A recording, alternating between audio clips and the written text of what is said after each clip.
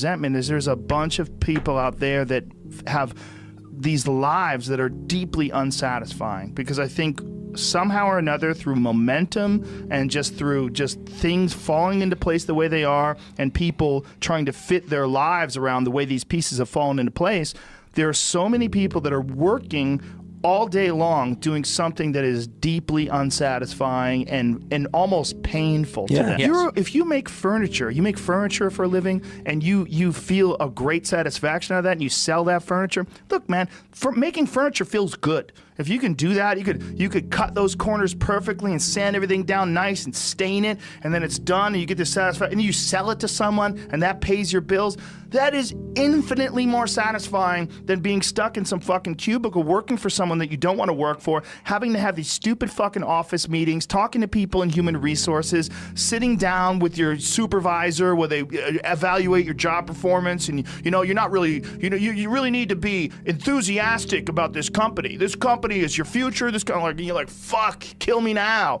There's a lot of people out there that would way rather do something else, and I hope they understand that they can. Everybody's got these stupid barriers they put in their own head. You got to resist those goddamn things, because they don't do you any good, and they certainly define the potential for your future in a negative way that's not self-serving, and it's not even real. You put this artificial ceiling on the potential for what you're doing. If you hit a wall, okay, that just means you need to regroup and rethink. It doesn't mean that wall's there, especially when it comes to something like social media or like a podcast, something where you like it less, fix that. Figure out a way to do it. You can do that. And this idea that there's no way to get past the starting block today is just ludicrous. It's crazy. And it's just this poor thinking.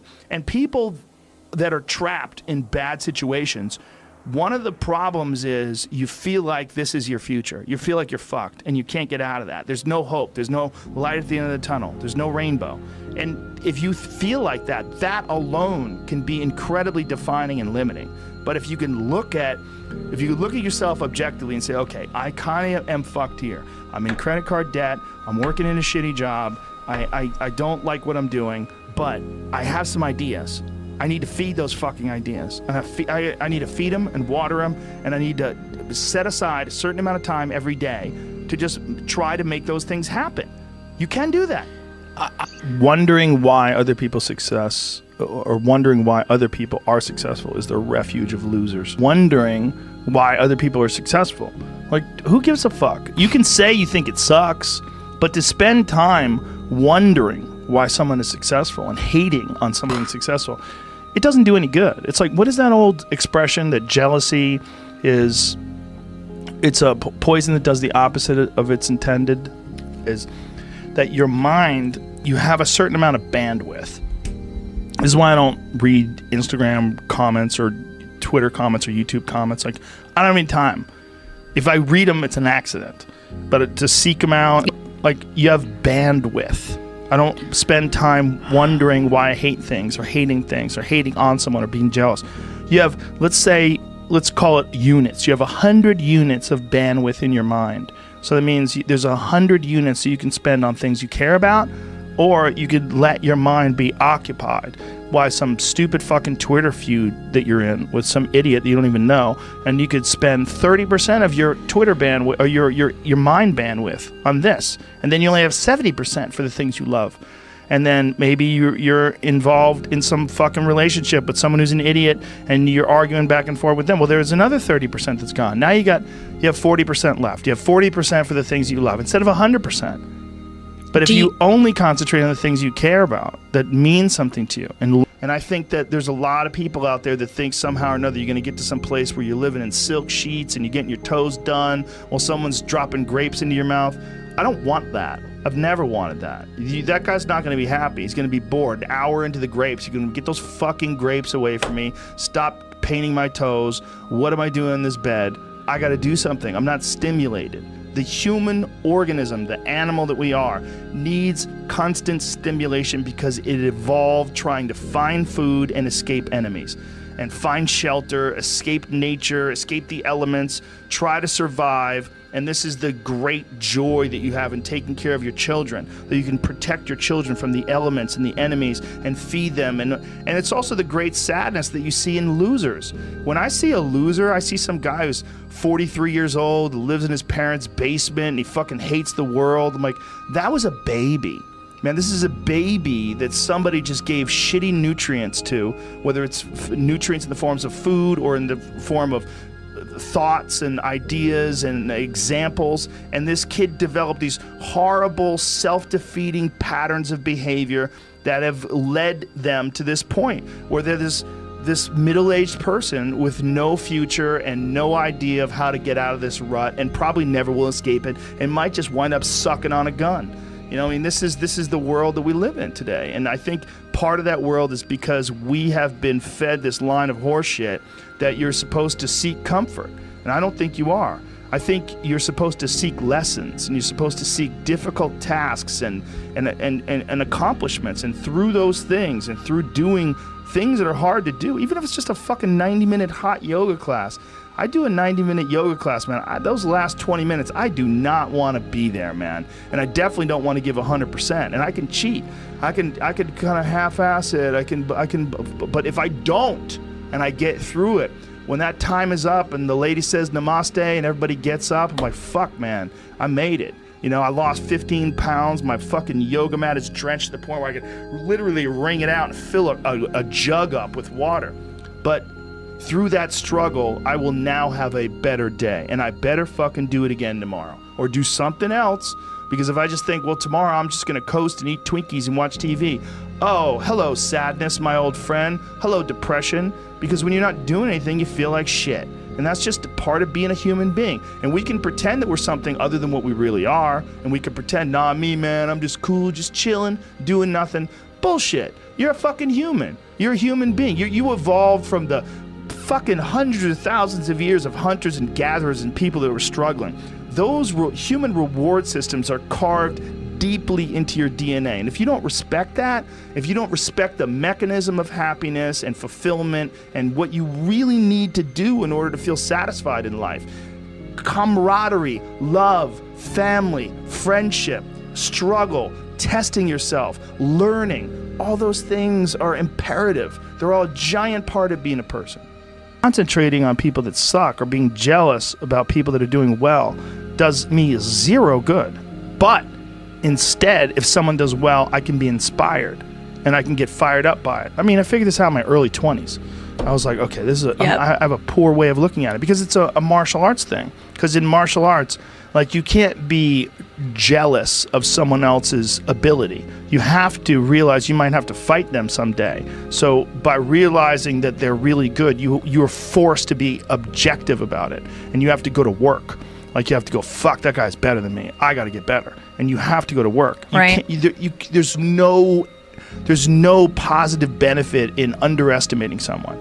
Underestimating someone will get you fucking killed. Like, literally. You're gonna get. But this is something I've cultivated for a long time and avoided things that make me unhappy and figured out what those things are and been very rigid about eliminating them from my life. And one of the big ones is eliminating interactions with people that are negative. That is gigantic. And because I've realized that I'm not really as independent as I used to like to think I was. I used to like to think that my thought process was independent and that I don't give a fuck what anybody thinks. That's nonsense. People say that because they absolutely care what people think and it bothers them. So they say, I don't give a fuck. But that I don't give a fuck stuff is almost entirely nonsense. You do care. And you care in both ways. You care if people are critical of you, care if people are positive of you, but you also care if people are living positive lives and they're motivating you. That's a big one. People are fuel, and other people, it's one of the reasons why I like talking to people, one of the reasons why I like to do podcasts, because I get a lot out of, like just talking to you about your time in the monastery or your push to get to that 100 miles. Like, you get energy out of people like that, and you think about this energy and you think about this inspiration when you're doing other things. And it also sets in your mind that when you meet these exceptional people that move you, like, what are the characters what are the qualities that they have? What are the characteristics that they possess? And those things become significant and important to you. Whereas if you live around a bunch of people that are complaining and bitching about everything, and they see the negative in everything, and they're always whining, those people are the opposite of that. They're the opposite of inspiration, and they're mud. You're just like, what? It's like you're up to your ankles in mud. You try to trudge through life. It's difficult. You're not light. It's not pushing you. There's not a wind at your back. The wind's in your face, and it's rough, and over time, I've learned that these people, you're not going to fix them. I used to want to fix them when I was young. I used to want to go, hey man, I see what you're doing. Like, dude, don't do that anymore. Listen, just do this and stop doing that and start doing this. And if you just work towards this, you could be successful. And then a week later, the guy's doing the same shit. You're like, okay, right. I'm wasting a significant amount of my energy on someone who doesn't want to waste any of their energy on themselves.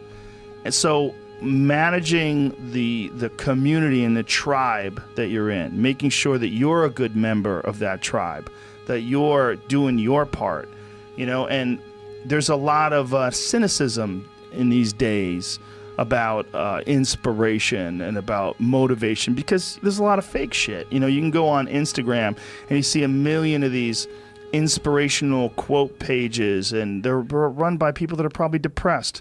You see a lot of people that are, talking about how to get ahead in life, but they're not really doing anything themselves. So there's a lot of cynicism involved in that. But there's also sincerity in it. And you can get, if you just look at it with a pure heart and a pure mind, you can get a lot of energy out of that. And when you're around happy, inspirational people that are successful, it makes you feel better and you get inspired. And if you act on that inspiration, your life will be more fulfilled. And it's not just inspirational in terms of financial success, but in terms of doing difficult things, whether it's running 100 miles. It doesn't pay you a goddamn thing other than the wealth of the knowledge that you can push yourself to such an extreme. Or anything else, whether it's someone who becomes really good at playing chess, or someone who's really good at martial arts, or whatever it is. There's a great feeling in these overcoming these difficult things, because life is never this just constant state of, I'm at a 9 all day, and when I'm with my wife, I hit 10. Yay! And I stay like that. That's not real. What's real is, like, you saying that you went to this monastery and felt all this angst about meditating and being alone and not having your phone and not having the input, but then when it comes out of it, then you have this reward. So you push through this, and you had these uncomfortable feelings, and you came out of those uncomfortable feelings with this newfound appreciation for time and this respect for your own existence in your own space, and carving out 3 hours for yourself a day. That's where it all comes from. It all comes from life lessons, and the lessons are learned through struggle.